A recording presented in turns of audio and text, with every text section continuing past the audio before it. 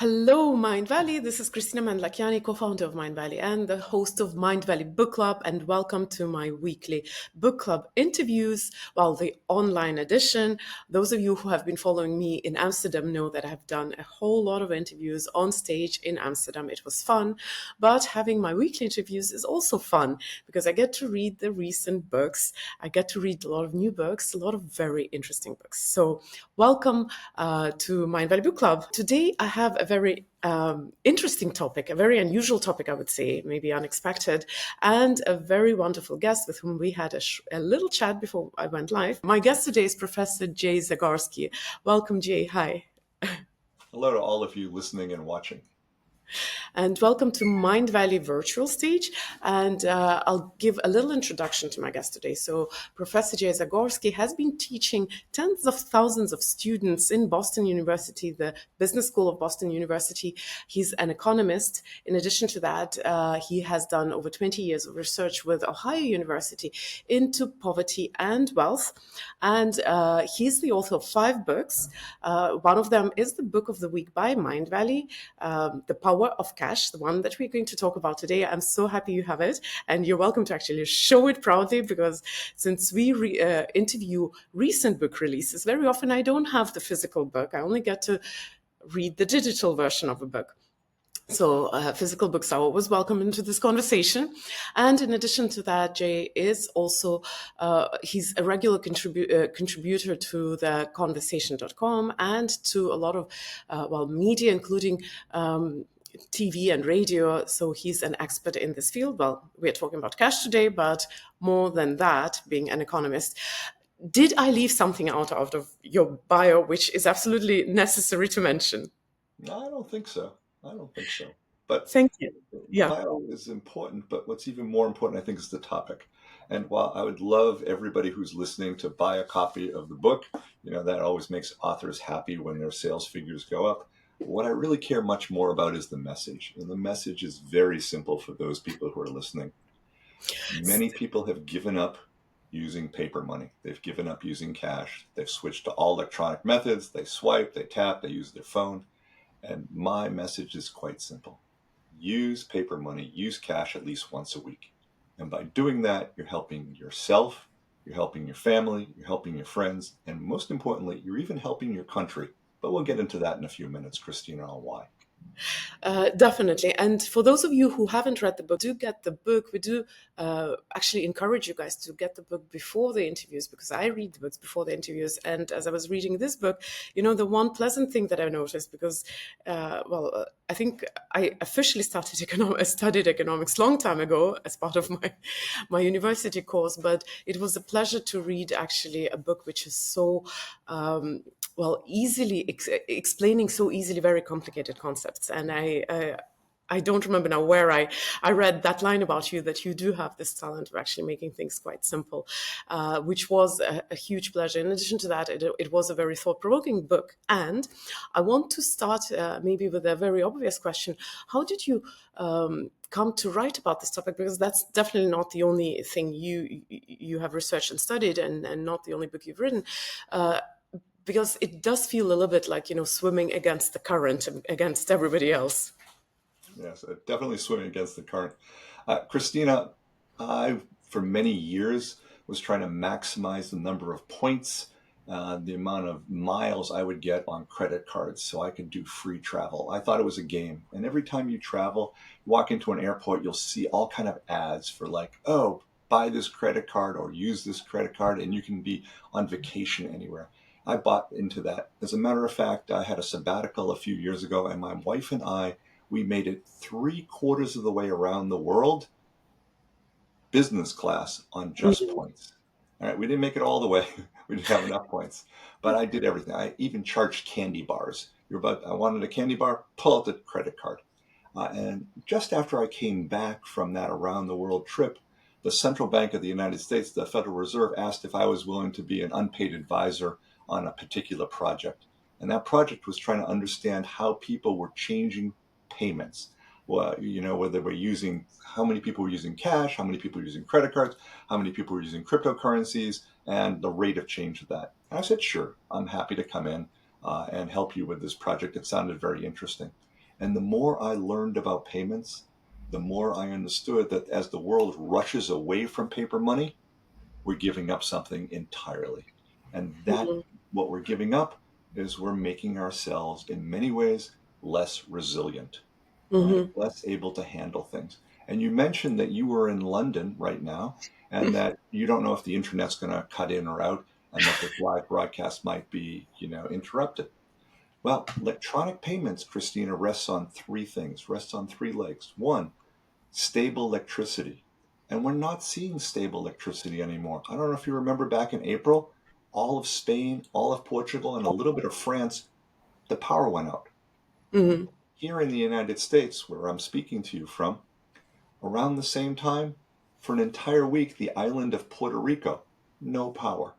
Mhm. Yesterday, I was doing an interview in Germany, and the lady was like, "Oh, yeah, thank goodness the power just came back on in my part of Germany." So, this idea of electronic payments needing electricity was a wonderful idea, but we can't depend on stable electricity anymore for a couple Mhm. of reasons. One, artificial intelligence is sucking up huge amounts of power right now. So there's a lot more need on the grid for power. And second, the grid is slowly being transitioned from, we'll call it fossil fuels, but it's not always fossil fuels. It could be nuclear. It's being transitioned into sort of green energy, uh, solar, wind. And the solar and wind, well, they're fluctuating, they're going up and down. So Mhm. just when we're switching to electronic payments, electricity, it's not really going to be as stable as it was in the past. And you can't make electronic payments without electricity. The second of the three, the second is communications. Now, this is wonderful. You're in London, I'm sitting here in Boston. We're able to chat. It's great. But we can't depend on communications being up all the time. Why? Because there are cell towers everywhere. And let me just give you a couple of quick stories. There was a giant wildfire in Hawaii a little over about a year and a half ago. And a lot of people died in Maui. And why they died? Because the wildfires went so quickly, they burnt and knocked down the cell phone towers. In the Mhm. very moment people needed communications, their cell phones didn't work. Uh, a lot of people are like, oh, I'm not involved in wildfires. I don't live in Los Angeles. I don't live in Hawaii. My area is safe. You live in London. You're not really worried about wildfires. Well, let me tell you about a story about my wife and myself. I love to bicycle long distances. Mhm. And not this summer, but last summer, I was bicycling very, very far. And my wife was very concerned. She said, there's a heat wave. I don't want you to, pass out on the side of the road. I need you to call me twice a day. I said, no problem. And one day it was really hot. I stopped for bicycling. I pulled out my phone. I called my wife and she said, hello. And she got about two more words in and then suddenly the line went dead. Then I looked at my phone. My phone still worked. I was able to call somebody else. And about an hour and a half later, my wife was able to call me back. And I said, well, what happened? She said, I'm at the beach. I have an iPhone and it got too hot at the beach and the iPhone overheated and shut off automatically to protect Yeah. itself. And I was like, what? And she says, oh, yes, I went on Apple's website and it says that iPhones stopped working and all other communications associated with iPhone devices stopped working. And I don't remember the exact cutoff, but it was not particularly high. Yeah, it was something in the 30s. I just read it in your book too. Yeah, This something in the 30s. Maybe it was yeah. 31, Celsius. In Celsius. Sorry, people who are not in the Celsius world. It was like 102 or so, 102 degrees. So we can't depend on communications all the time. I have people say, "Oh, I just always pay everything with my phone." I'm like, in hot weather, you can't It's depend actually, on that. it's actually. I just came with we were with a family in Wyoming in Yellowstone, and there was no cell phone reception almost anywhere at all, which was very surprising for us actually. Oh, no, I've been in parts of the United States. I've actually been in parts of the United States and Canada and other parts of the world where there's just no cell phone coverage. Or there Hmm. is cell phone coverage, but it's not the carrier you have. So you can't depend on communications. The Yeah. third part, there's three legs, electricity, communication. The third part is secure computers. And I don't think I need to talk too much about this, but there are hackers everywhere. People are worried about their phones being hacked, central servers being hacked, your identity being hacked. So this idea that we can depend on electronic payments, right, which depend on power, communications, and secure computers, none of those three work all the time.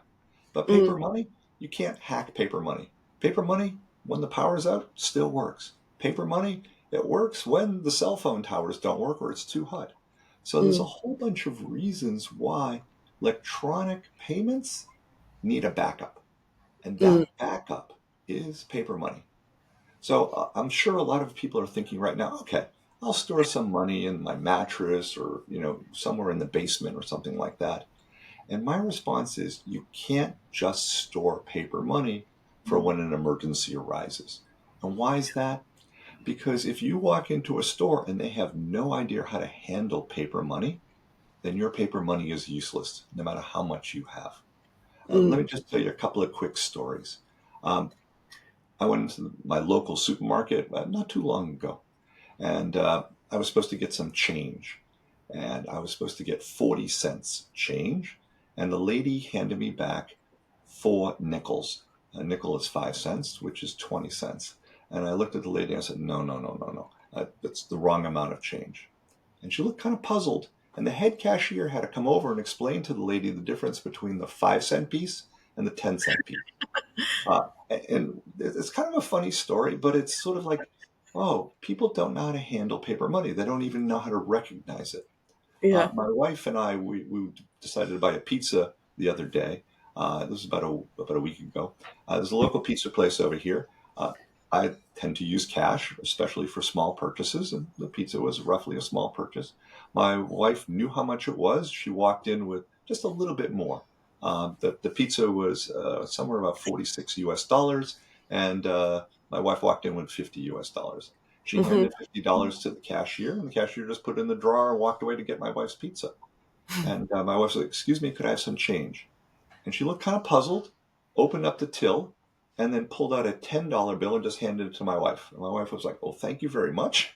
But you're not supposed to hand me 10. You're supposed to only hand me 4." I want to keep the business going, so. But the person was just absolutely clueless on how to handle paper This is money. actually really shocking, honestly. But it's not only because of that, obviously. Like I was just buying some veggies in a very small shop here in London, and I noticed they had signs "no cash," which is a little shocking. Now, I want for those of you who are listening to us, I want you to understand that what Jay Zagorsky is talking about is not obviously not giving up electronic payments. It's we're talking about backup, about situations where having cash could save could save you from a lot of trouble. And I'm really sorry. There's a lot of movement in the house, so I'm not so collected. But I wanted just to highlight that this is the personal experiences. When you read the book, you actually go much deeper into not just your personal reasons why you would want to be safe and have some cash and know how to use it and keep up the system, but actually, why do we want to keep up the system? How it is important for the societies, for countries, for the resilience of nations, not just resilience of as individual human beings. So I guess would it be okay if I ask you? I know you start the book with the 12 reasons why we shouldn't give up cash. Would it be okay for you to go over those reasons so that we have the big picture? And we won't have time, of course, to go deep into everything, but we will go into some interesting parts. There's lots of reasons, and I'll be honest, if I started listing off all the 12 reasons, people would be bored. But let me just give you just a couple of the Yeah. sort of highlight reasons. And let me just finish up a little bit more about resilience in the times of problems. What we're seeing an incredible increase in natural disasters around the world. And it's not just wildfires that we talked about before, there's hurricanes, there's floods, all kind of things.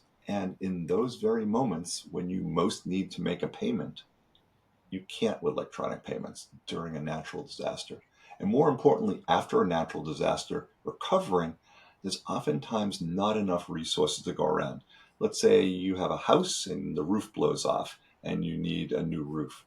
There's not that many people who can put in roofs and they're overwhelmed with requests. Well, who are they going to handle first? My guess is if you're a businessman and a contractor fixing roofs or doing something else, and you have two customers, one offering electronic payments, I'll give you a credit card, and the other offering paper money, cash, I know who I'd take. I'd take the cash person right away. But let's switch to one of the other 12 reasons. Let's go for a very personal reason. Some people like to save money, and Mm. using cash, using paper money is a way to save. And why is that? Let's talk a bit about artificial intelligence right now. Artificial intelligence is coming up with the ability to do personalized pricing. What's personalized pricing? Christina, if you and I look at the same kind of thing, you said you were having a nice mug of tea right there. If we look at two mugs of tea, you might be like, oh, I'm willing to pay a lot more for that mug. And I'm like, I don't really care about tea mugs very much. I already have a dozen back in the kitchen. I don't need any more tea mugs. I'm not willing to pay very much. Artificial intelligence, by tracking your spending habits, and how it can attract by spending habits, every time you do electronic transaction, is creating a permanent record of how much you spent and what the store is, and sometimes even what you purchased. Right. So we can figure out, Christina, if you're a very price sensitive person or a not so price sensitive person. I'm not saying that you're not a very sensitive person. You might be sensitive on many, many dimensions. You might love flowers and animals or definitely reading since you're running a book club. Okay. But you might not be particularly price sensitive along many dimensions. For Yeah. example, I am not particularly price sensitive when buying wine. Please don't tell my wine merchant that, okay? He shows me a nice bottle. I'm like, yeah, whatever the price is, prices. But on many other things, I'm extremely price sensitive. Um, for example, buying airplane tickets. I'm like, I don't want to pay that much. Yeah. Anyways, AI is very good at making predictions. That's what all these large language models are all about. It can predict what the next word is and what the next sentence is. But even better, it can predict what the best price is to give you. And Mm. how do you defeat AI from giving you the optimal price? How do you get sort of a better price out of it? Provide AI with less data. The Yeah. less data artificial intelligence has, the less it can provide you with customized pricing. Now, Mm. a number of your readers or listeners are probably listening. What's customized pricing? Here's the simple thing to do: pull up your phone, pull up your laptop with a friend, right? And ask them to go look for the same thing. For example, um, go to a website and try and buy a product, or go try a price on vacation. And I will almost guarantee you that your friend will probably get a slightly different price on the internet than you will. It might be Mm. higher, it might be lower, because they're using all types of information. And the more your purchase history is known, well, then the easier it is for AI to do personalized pricing. That's Mm-hmm. one reason of the 12. Mm-hmm. Another reason is privacy. A lot of people, well, they make many purchases, but they don't want all their purchases known. Let me tell you a quick personal story that I do have in the book. Um, Mm-hmm. my wife, lovely lady, and she asked me to start losing some weight. And I wanted to lose some weight, but I love donuts. And every time I walked on the way to school, I passed two different donut shops. And my favorite is a chocolate covered donut with cream filling.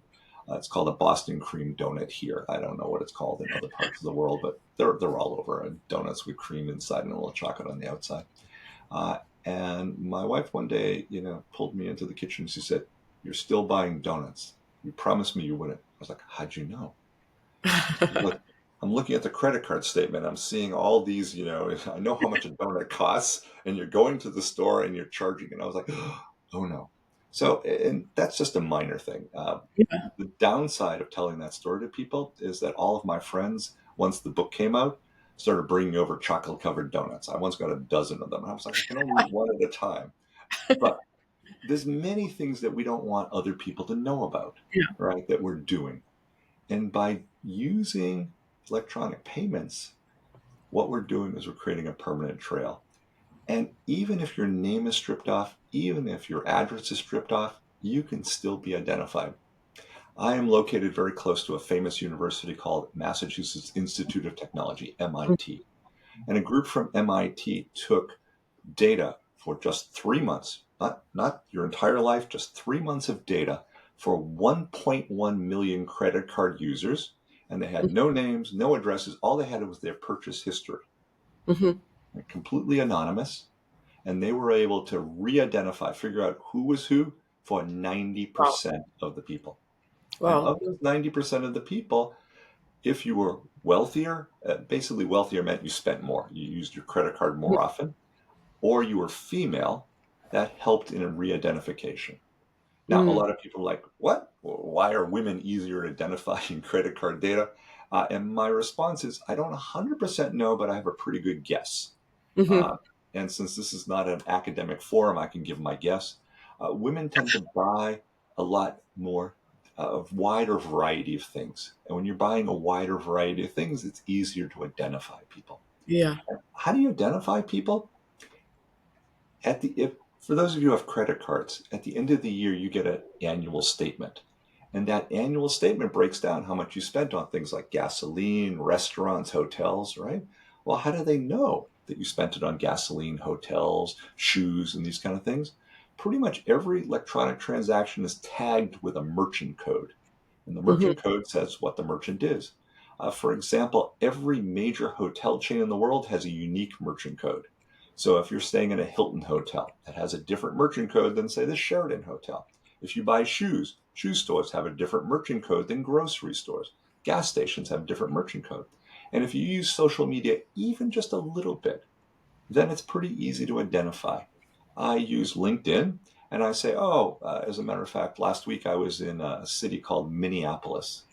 And I said, I spoke at this convention. And next week I'm going to be in New York speaking. If I put up on LinkedIn, oh, I spoke in this city, and then I spoke in this city 2 weeks later, and I even mentioned, say, the hotel, it's pretty easy to identify how many people were in Minneapolis 1 week, 2 weeks later they were in New York, and then do one or two other things. It's relatively straightforward to reverse and figure out who people are. So you Mm-hmm. think you're anonymous, but you're not. And Mm-hmm. what happens when you lose that anonymity? When you lose that, first, people know what you're buying, and you might not want everyone to know everything you're buying. Um, I don't really want my wife, or didn't want my wife, to know I was buying donuts. And by the way, I've slowed down. I only buy a donut like once a month now instead of once a day, right?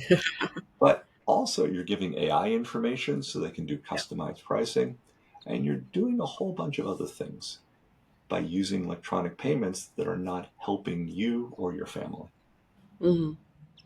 Uh, I, I want also people to understand that this book is not just about how using cash or relying solely on electronic payments is affecting you. I'm also very curious to at least touch upon a wider context.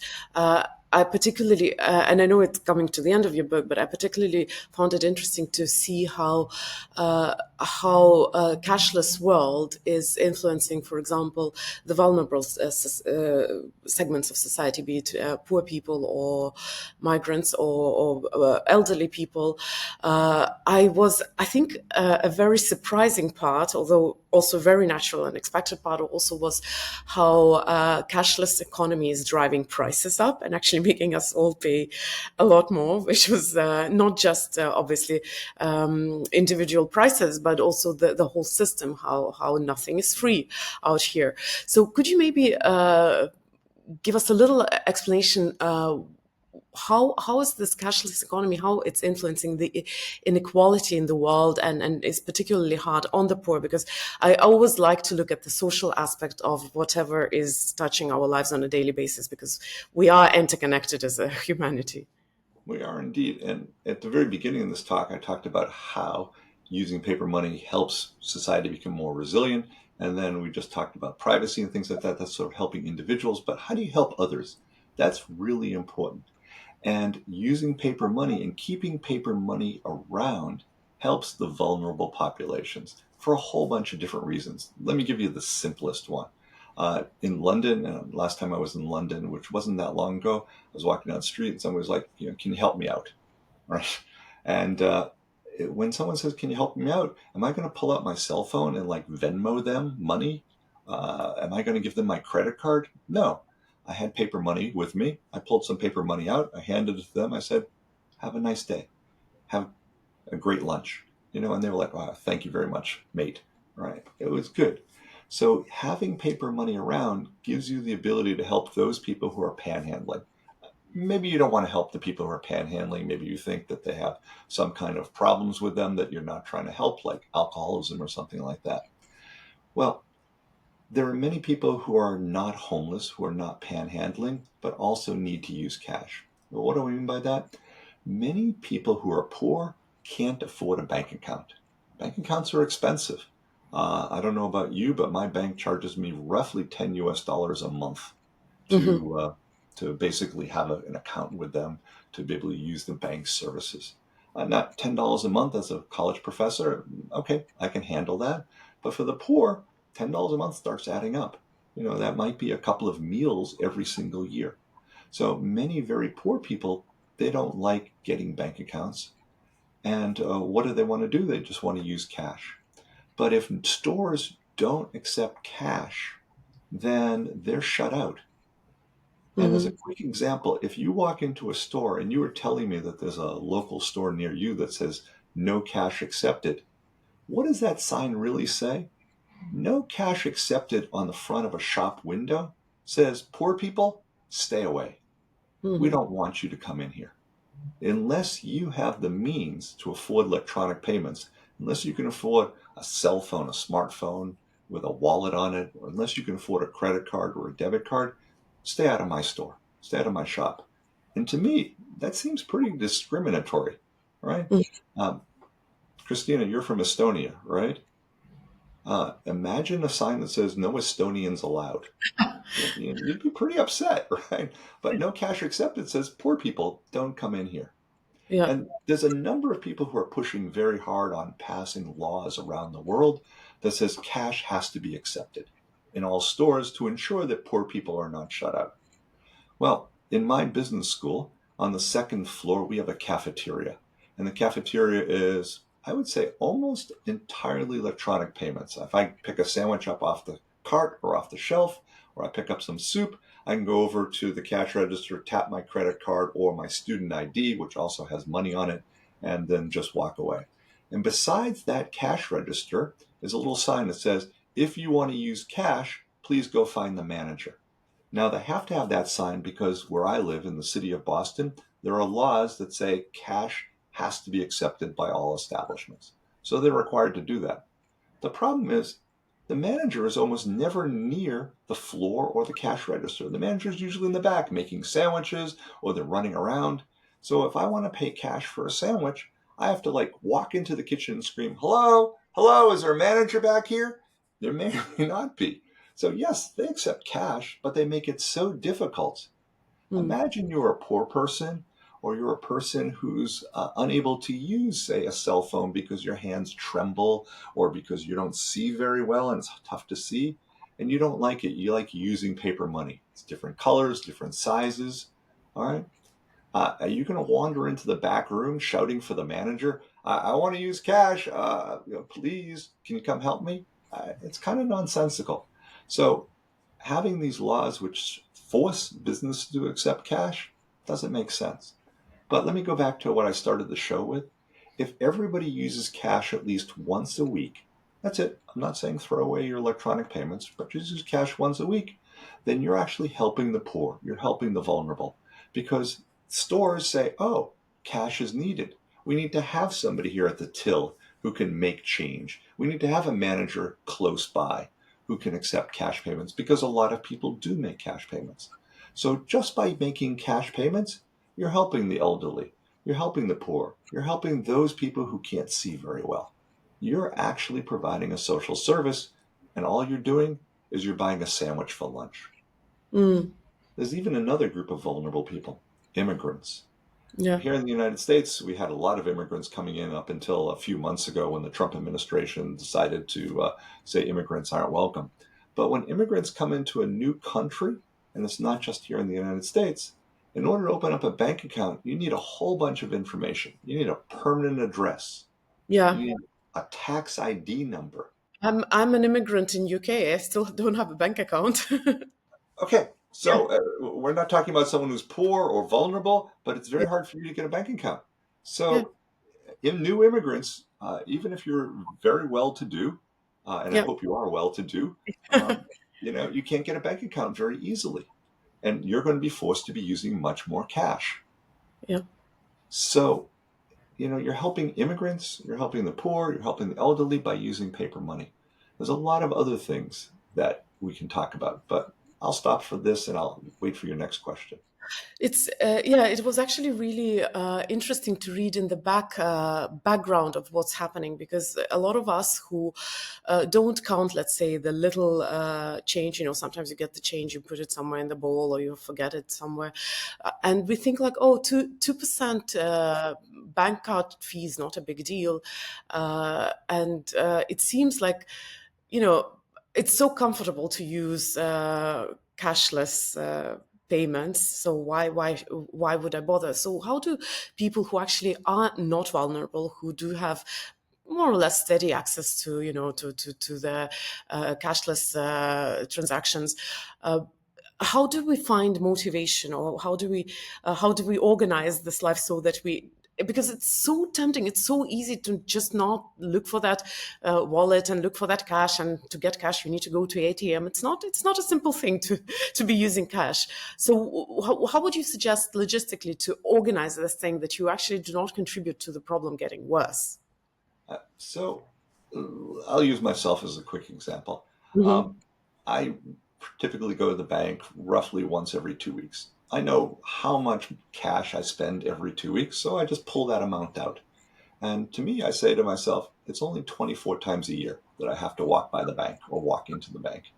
And by saying that, I'm helping a lot of people. We talked about the poor and the vulnerable, but let me say that when you're using cash, especially for small businesses, you're lowering their costs. And by lowering their costs, one of two things can happen. Hmm. Either that local business, by lowering their cost, and what do I mean by lowering their costs? Every time you use electronic payment, um, there's all kind of fees associated with it. For example, here in the United States, pulling out a credit card, the fee is somewhere between 2% and 3%. Yeah. And businesses, whether small, medium, or large, they're not charities. So if their costs are going up by 2 to 3%, they raise their prices by 2 to 3%. One of the big things right now is buy now, pay later, BNPL. Firms like Affirm, Klarna pay in 4 easy installments. Some of those fees merchants are paying are roughly 5%.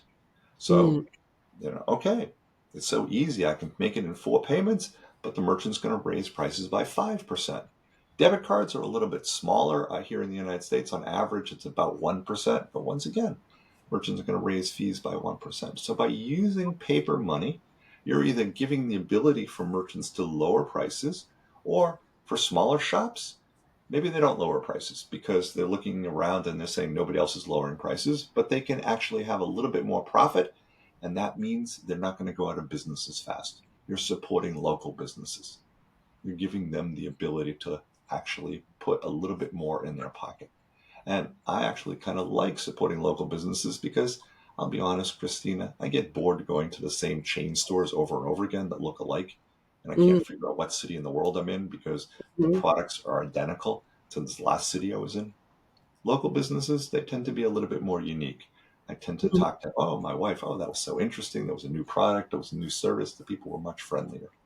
Mm. So you're actually supporting local businesses and smaller businesses by using paper money. And I'm not saying that cash is free to use. It costs the local business a little bit of time to go to the bank, to deposit it, to get it out. But when you compare the prices, and the British Retail Federation has been running surveys for about 20 years where they survey all their members. And this is everything from small shops on High Street up to the biggest stores in England. And what they found is for merchants, cash is the cheapest method for them to handle. And buy now, pay later is the most expensive. Mm. And it's actually, the numbers add up to quite a bit. I might be slightly confused with the number that you used in the book, but if everybody paid in cash at least once a week, I think you said that $200 billion would be saved from transaction fees, right? In US. Yeah, something pretty close to that. I mean, it varies depending exactly which year we're talking about, but we're in the right ballpark. And let me tell you how much large banks, financial institutions really want you to use electronic payments, well, there's basically $0 of advertising going to convince people to use paper money. I don't think you've ever seen an ad on TV or on the radio or on the internet saying use paper money. I will say that I spend about $100 a month on Amazon advertising my book. I think that's probably about the total sum of advertising I've ever seen for using paper money. But here in the United States, banks are spending over $1 billion each year on advertising just credit cards. We'll skip buy now, pay later, skip crypto, skip all those other things, right? They're spending $1 billion a year just to get people to use credit cards. And businesses, as I said before, they're not charities. And since Yeah. they're not charities, why are they spending $1 billion? Because it's so profitable for them. There's no profit in them using cash. Right? There's a huge amount of profit when you're using electronic payments. And they have been able to convince the world electronic payments, it's so convenient. And my point, and the whole reason I wrote this book is yes, electronic payments are convenient, but we're giving up so much that people are not thinking about. I Some think yeah. I think the fact that electronic payments are so convenient is both a blessing and a curse, because there is also, for those of you who are intrigued and would like to read the book, because we won't be able to go into all the details, obviously, there is also a very interesting section about the psychology of how we tend to overspend when it's super convenient. So it's really a topic that we don't think about uh, maybe at all, because that's just how life is. As a person who is, so I'm from Estonia originally, and in Estonia we're very digitally friendly, and one of the reasons is because, well, paper is wasteful. One thing that I found very curious also as reading a book, and you maybe will detect that I have this side to me where I care about the betterment of the world. But paper money is actually also environmentally more friendly, apparently, than using transactions, which we don't think about because we don't see the trail of resources which comes along with electronic payments, for example. Right. So paper money, it costs a fair amount to actually print a piece of paper money. Some in Europe, the paper money is made out of polymer. It's a type of plastic. Here in the United States, it's made out of cloth, made out of cotton type of paper. So it does cost some environmental, we'll call it degradation, to use the energy and to get the resources to produce that. But bills then last for a very long time. So every time you switch, if I give you a piece of paper money and then you give it to somebody else, there's very little energy needed to do that. Electronic payments, well, they need this pretty much the same amount of electricity or electricity to run the communication network for every single swipe or tap. And I don't think many people have ever seen it, but there's these massive computer server farms which need a huge amount of electricity in order to generate electronic payments because there is a huge amount of both processing data. In order for me to swipe or tap, what's going to happen is the merchant is going to have to communicate with the merchant's bank. The bank is going to have to communicate with, say, the credit or debit card network. The debit or credit card network is going to have to communicate with my bank. Then my bank's going to have to send messages all the way back. There's a huge amount of processing going on just to support this. So if you're concerned about trying to reduce your carbon footprint, using paper money helps reduce it. Yes, there is a bit of an increase in the carbon footprint to print those bills, but polymer bills, like in the United Kingdom, they last a very long time, very long time. And once that initial hit is done, there's not much more environmental impact. So, for those of you who are interested in the book, I warmly recommend. It has so many different aspects, and you probably would have already understood that the book is written in the language which is understandable for even for people who are not very much into economics. But it's about our everyday life. I have to ask maybe one, not the last question. The last one will be my favorite traditional question, but one question I do have to ask though. There is the perception that cash is also fueling, the dodgy activity. And I know that your book actually takes that. There's a whole part of the book which talks about. We didn't talk about that, and we won't be able to talk about that in depth. But could you give some, maybe also some background to that? Like, is that true? Does using more cash, does it fuel more of the gray economy? I don't know, corruption and crime and so on. So I actually have three chapters devoted to answering that question. And the question that many people say is, I don't want to use cash because it's fueling corruption, it's fueling terrorism, it's fueling all kind of tax evasion and things like that. And as a matter of fact, there's a bill right now in the Canadian legislature. Canada is the country north of the United States, saying that anybody who spends more than 10,000 Canadian dollars is going to go to jail, right? That it's completely illegal to spend more than $10,000 in paper money, right? I'm just kind of confused by that. There's been a number of very simple historical examples, but let me just ask you a question before I jump into the history, okay? And the question is this.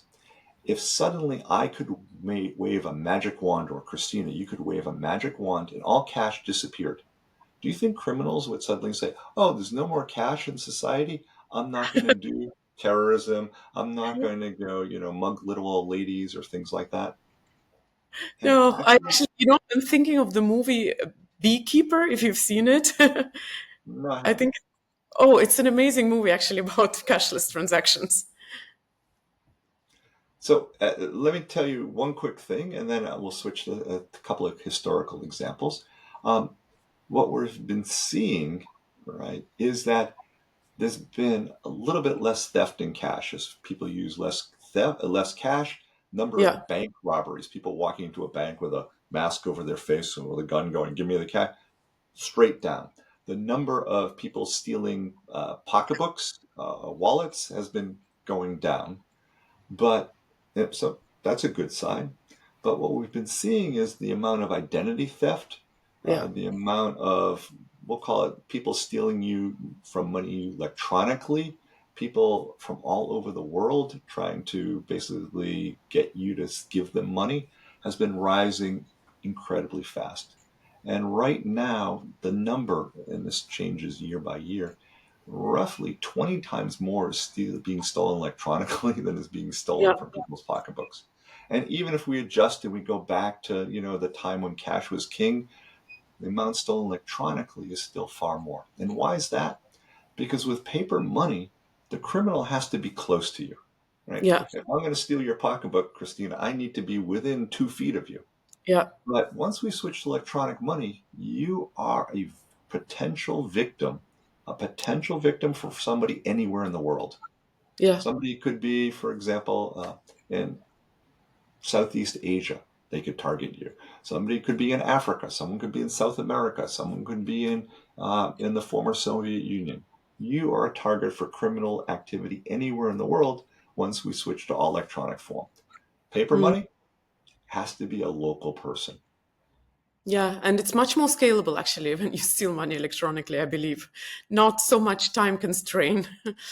Right. So, So before, let me just do the two quick historical examples. Number one, Sweden is basically entirely cashless, right? I was talking to somebody in Sweden. They were like, yes, if I want to get more money than the ATM will give me, I need to make an appointment and the bank will tell me, wait 2 weeks in order to yeah, get I your had cash. I had this experience in Estonia. I needed a big amount of money. It was really hard to convince to give me that money, my own money from my bank account, and explain that I'm not using it for criminal activity. Yep, yep, yep. So same kind of thing. And what we've seen is crime in Sweden did not fall; it just shifted, right? So criminals, as I said before, that they shifted from one type of crime to a different type of crime. The simple example that I give is people no longer try and steal from the bank by walking in the front door. Now people are stealing from the bank from going through the back door. But there's more people going through the back door stealing from the bank than there were walking in the front door with a gun or a note or a knife. The Mm. other quick example is that a number of years ago, almost 10 years ago, India got rid of all high denomination bills overnight. Right? They declared all of it because they didn't want all this, corruption or gray money floating around anymore. They got rid of 86% of all their currency instantaneously. Wow. And why did the government say this? We wanted more people to pay their taxes. That was one of the reasons. They want to get rid of corruption. And I did not do the analysis. Some pretty amazing Indian economists did the analysis, and they found no increase in tax collection. They found no decrease in crime, right?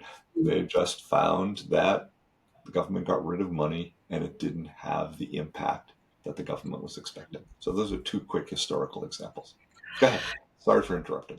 No, no, no. Thank you so much, and sorry for interrupting. Actually, on my part, I do want to encourage if you could show your book once again for people to see, and Masha will share the link for those who are live and those who are not live.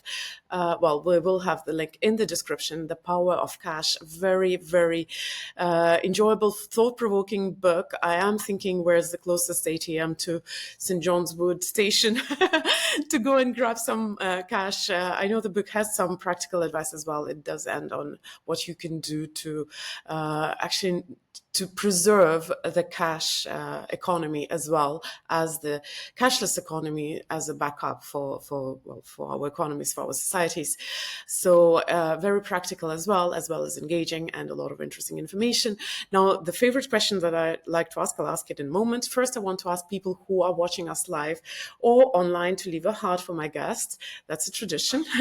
And another tradition is to ask my guests, and I know you've answered that question a little bit, but I will ask it more structured. How would you like your book to change the world? Oh, what I love about the book, and let me be honest, if anyone's listening going, oh, I'd love to be an author, don't be an author to expect getting paid a lot of money. This book has been out for a number of months, and I got my first royalty check 2 days ago, and it was Oh, 192 US dollars, which after taxes means I think I can take my wife out for dinner, not for a donut, right? But a nice dinner, but I'm not sure. Right. So don't write it. But what I did write the book is from my heart. I really believe that we need to preserve paper money. And think of it like a highway. Electronic payments are like a highway, lots of cars going very quickly back and forth. But we need to keep sidewalks around at the same time. Just mm, because we build high speed roads doesn't mean we get rid of places for people to walk. Places for people to walk are important because we need places for people to walk who can't afford vehicles, can't afford cars. We need places for people who are young or elderly to go. During really bad weather, sometimes the highways flood. You need to be able to walk on, say, the sidewalk. Same kind of thing in buildings. We've created elevators which whisk people from the bottom to the top very quickly. But in buildings, we keep stairs around, right? mm, Stairs are useful. Short distances, you only need to go one or two flights. You walk, you don't take the elevator. So we need both in society. And because it's in the financial industry interests of banks, of many financial companies to get rid of cash, because they don't make any money on cash. Cash is just a cost to a bank. It's not a profit center. But electronic payments is a profit center. All different types of profits, right? Encourage people to tell you, oh, cash is bad. Don't use cash. Oh, we're going to throw this ATM away because no one's using it. We're going to throw this bank branch away.